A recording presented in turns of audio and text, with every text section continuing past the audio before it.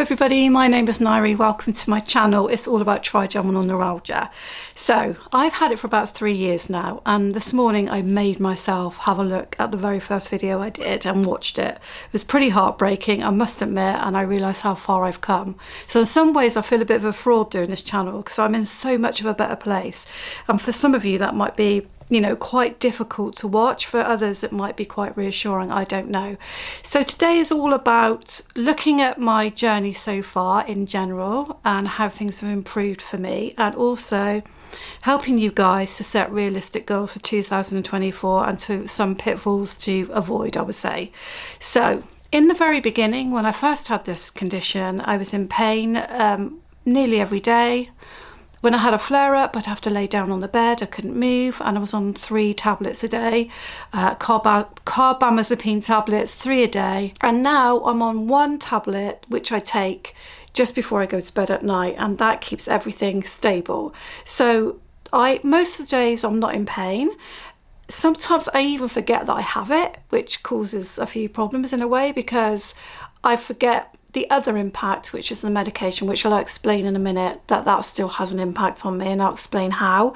But sometimes I even forget I have it. So it's very weird running a channel where I'm talking about it when actually sometimes I do forget I have it. So the way that life went for me was in the beginning thinking that there wasn't going to be a life. I literally couldn't do anything at all, and I didn't want to go out. I didn't want to really talk about it anymore, and running a channel was hard because I'd have to try and find spaces and time when I wasn't in pain anymore, and that was really difficult. Just filming was really difficult, and now I'm happy to talk about it, but I don't enjoy talking about it. The reminder of how seriously ill I think I was at that point is actually still quite frightening for me. So I don't love making the videos because actually it's a reminder of how bad it was. And none of us know with trigeminal neuralgia if we're going to get better, if we're going to get worse, if we're going to decrease medication, if we're going to increase medication, because we're all really, really different. Mine's a success story in the sense that I'm stable and that I have a life, but the things that have changed for me are as follows. I am not as confident as I used to be. Whilst I will go out, I'm not as confident about going out. I think there was a long period of time when I didn't go out at all, or if I went out, it was for very, very short journeys, and I stopped driving for quite a while, so I lost my confidence a lot. So I'm not the same person that I was, even though I'm a lot better. And the thing that I forget is, because I don't talk about it with people anymore, like people don't say to me, oh, how are you? How's your trigeminal neuralgia? How's your nerve pain condition? Because they see that actually I'm pretty stable. Because I sometimes forget that I have it, I also forget perhaps the reality of the fact that the medication has a very big impact on me. I'm on other medications as well, so it's hard to know what's just down to tegretol and what isn't. I'm going out for a blood test in a minute actually to, because I have a regular blood test for carbamazepine. So it's hard to know what the impact of that tablet is and the other tablets that I'm on. But from my experience of being on it, it has quite a big effect. And I think any pain medication that is for nerve blocking, which what I'm on at the moment, epileptics take as well, then it's quite a severe medication, isn't it? So what I do have a problem with is, because I take my tablet before I go to bed at night, in the morning I'm really groggy and I still can't get out of bed early in the morning. I can't rush out of bed. I have to take an hour to wake up and get out of bed gradually, otherwise I'm all at sea and I don't feel very well. So the tablets can still make me feel drowsy and unwell, and I think the general effect of the tablets is like a lethargicness, which I didn't used to have before I took them. I mean, I wouldn't say I was greatly healthy and I wouldn't say I was greatly energetic, but it definitely has made a difference taking the tablets. Also, even though I'm greatly improved, I'll have the odd day where, because I forget that I have it, I'll suddenly get pain and I'll think, oh, I've got a really bad headache today. What's going on? And those are normally days when perhaps I've had a very stressful day, very busy day. There's been some sort of trigger. Maybe I've been out in the cold a lot or I've been doing a lot. And in the evening, I'm like, oh, I've got a really bad headache. and suddenly the pain becomes more sharp, and it's on the side of the face that I normally have it. And then I suddenly remember, no, of course, that is the pain. You know, it's here, or maybe it's here, or maybe it's stabbing in the ear. And it's like, of course, it's not a headache. It is actually my trigeminal neuralgia flaring up. And then it's a note to self to slow it down, calm it down, whatever I need to do, because no, we don't want a flare up. And even when I have the flare ups, I'm not as bad as they used to be, but I still don't want one. So kind of like that's where I am, in a much, much better place.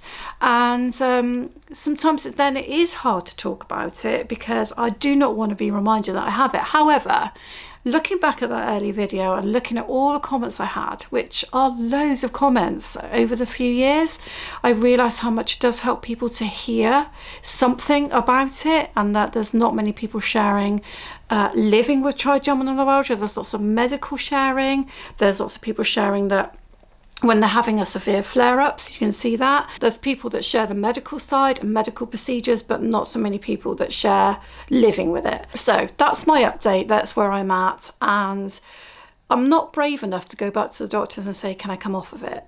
That's the reality is I'm not brave enough to do that. I feel like the Tegretol has made a big difference in my life to calm things down.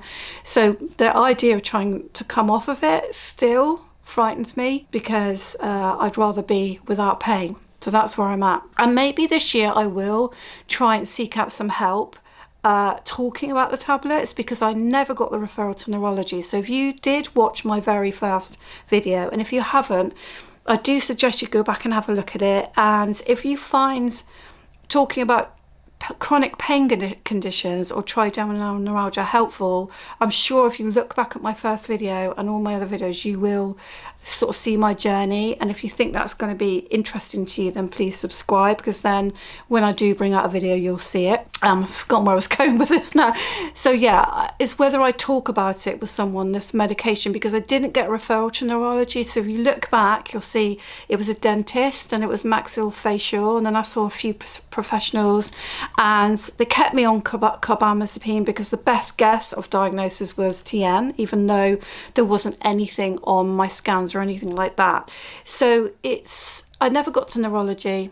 I never got to what I would consider a professional that deals with this. And so there's never been a discussion on, do I keep going with medication? Do I try and come off of it? There's never been that discussion. So even though I'm afraid of it, I might actually try and get a consultation and see where that goes. So that could be a video that I share with you, what that conversation looks like. Anyway, okay, so 2024, here we are. Now, based on all the comments I get from you, you are all at a very different situation. So I do get a little bit frustrated when people try to persuade me about certain treatments they've had, or persuade each other, because you can't do that, because everybody is in a different situation. Some of you will be at the very beginning. You don't know how you're going to live. You don't know how you're going to cope. You're not doing anything. You're in pain all the time. You can't see a way out, okay? That's the horribleness of it. Others may have been living with this for many years, understand it, understand their flare-ups, and actually have learnt to live with it, and have learnt to reinvent themselves and appreciate life for what they can have, and their medication is working to some extent. You'll all be in different situations, so I am going to try to help you to think about goal setting. I just realised that I had a huge light above my head with the sun coming in. It makes me look like I'm a glowing angel or something. Okay, I hope that's all right for you now. So I'm going to help you to set some goals, okay? And it's going to be based on you all being in different situations, and I can only talk from my own experience. So the first thing that I would say to you, which is really important no matter where you are on your journey, you know your body, you know what you're capable of, and what you were capable of before and what you're capable of now is more than likely going to be very different. So you cannot let family or friends or your partner or even yourself bully yourself into doing stuff that you don't feel you can do, however much it might be to please other people. I mean, having had Christmas, that is a big time when we put ourselves under pressure and may not feel we can. You have to set goals that are going to be working for you, and that might be very different, might look very different from what it has before. So if you're someone who's just started out on this journey and you're in intense pain a lot of the time, and you can only see a few windows of time a day where you don't have pain, you're not stable on any medication yet, it's all very new to you and it's a shocker, then your goal might be as simple as, I'm going to get up today. That might, for an hour, that might be as much as you can manage. So I say, what helps me anyway, is some type of journaling. Now, this could look different for any of you, but something daily is very, very helpful, because if you do make progress, and God willing you will, then you'll look back and you'll see that progress, because you would have made very small little jots and notes every day to talk about different things. So some of the things you can journal on are your pain, how your pain relief is working. So after you take a tablet, how effective it is. You might want to score yourself on your pain levels that day and have a look at whether you thought there were any triggers that actually made that pain worse, so that you can see any patterns. I mean, often I didn't see any patterns in the early days. Now I think I do, and stress is a big one, I will say. But that's one of the things you can journal about: pain relief, medication, and sort of how that's going. And that could be very helpful if you've not yet visited any professionals, or you're still under a professional, to be able to show them what sort of level of pain you think you're in and when it's happening and how your tablets are doing or not, as the case may be. So that's just something else you can do. The other thing you can do is a bit of gratitude. Now, depending on how early you are on the journey, you may well not be able to think of anything that you're grateful for. I understand that. I know exactly where you're at. I've been there, so I understand that. You can't see anything positive. So for you, that's not going to work. It just might be that for you, your gratitude looks like, I managed to get out of bed today, or I managed to make my own lunch, or I had an hour without any pain.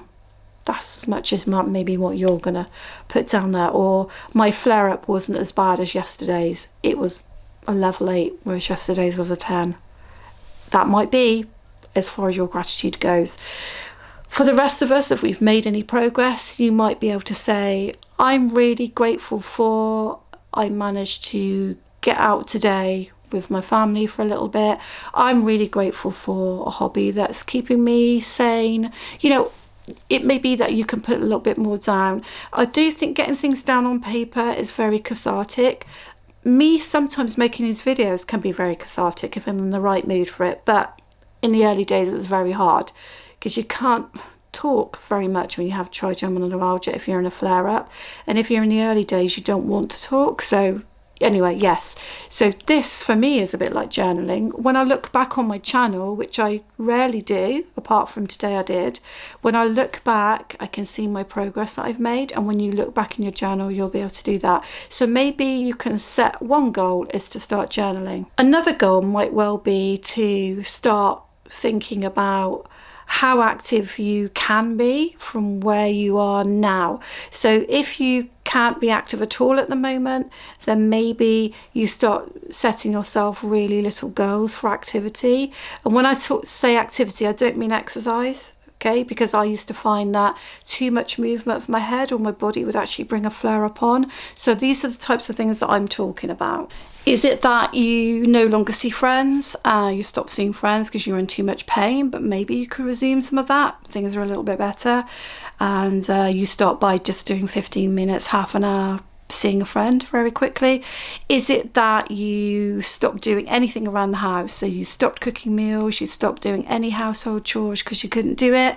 Is there anything that you think that you would enjoy to do again that you could resume? That could be another goal. Is it that you have, like me, I put on a lot of weight when I started going on tablets? You'll see that there is a video. I'll try and remember to link it to this video about how impactful the medication was on me putting weight on, because everything slowed down. My activity levels, because of the pain, I went on tablets, just everything slowed down. So it was obvious I was going to put on weight. So is there anything you can do to help yourself either keep that within a boundary? So it's not realistic to lose weight perhaps, but is there a way that you can control it from getting any higher? Are there a few things you can introduce into your diet which you haven't done up till now, which might help you, give you more energy, might help to sort of stop you snacking. I don't know, but I'm not talking about a weight loss program per se, but things that might help you sort of nutritionally. Is there a hobby that you haven't started? In the beginning, I talk about this a lot. Someone said to me, you're going to have to find something to do with your hands. Now, how true that was probably the best advice that I had in the early days. I didn't want to hear it because I didn't want to accept I had trigeminal neuralgia. So I was a bit like, really? But I'm quite arty and creative, and it was something that I hadn't done recently, and I started taking up painting, and at the moment I do crafting. I do quite a lot of crafting, and that really helps me. Is there something that you've always wanted to do that would be sedentary? So if you're in a lot of pain, you find something that you can do with your hands that you've wanted to do. You can research, you can get a few items in and start doing it to take your mind off of things. Perhaps that could be something this year. Is there a conversation that needs to be had with family or friends that you haven't had yet about things you want to change? So they always expect you to do such and such on such a day, or go here or go there, and you don't feel you can do it anymore, and you've not said it. Could that be a goal, having those conversations? Could another goal be, like for me, I need to talk about my medication, whether I'm going to stay on it or not? Could your goal be that you need to change the medication, increase it, decrease it? You need to find a professional, and this year you're going to talk about the medication. You're going to get a better kind of outlook for that, whatever that might look like for you. Could it be that you need to read more about this condition? You're watching me now, but I'm not a medic, and I make that very, very clear throughout all of my videos. I'm not medical. I get people asking me a lot of medical questions. I can't answer them because all I can do is answer from my own experience and what's happened to me. So what my pain felt like, what my medication is, and what my journey's been like. So you have a different journey, a different outlook than me. So is there more that you need to read about this condition to understand it? More to research. There's not a lot out there, but perhaps you need to understand the trigeminal nerve, how it's impacted. Maybe look at what your triggers could be and make much more detailed notes about what you think your triggers could be. But the most important thing to say about it is the goals have to be small and they have to be realistic. And so if you only set one goal for 2024, that's fine. If every day you journal one thing which has been helpful to you out of all the things that I've suggested, that's fine. Aim smaller, especially if you're in the early days, so that you can achieve whatever it is you set out to do. If you're more along the lines like I am and things are a lot more stable, then maybe you can push yourself a little bit more and think about what you could do that you've stopped doing, which you've just literally parked and said, well, I'm never doing that again. Maybe there could be something more that you could do. For the first time this last year, I went back on a plane, and it was after a long, long time, and I was really scared to do it. It was a very short plane journey, only about an hour, and we managed to have a holiday an hour away from on a plane. That was big for me, but it was something that I thought I would never do, kind of didn't want to do, but you know, maybe it could be something a little bit bigger like that if you're further along in your journey. So I hope the videos help you. I do struggle with making them, being that I'm so much better than I was.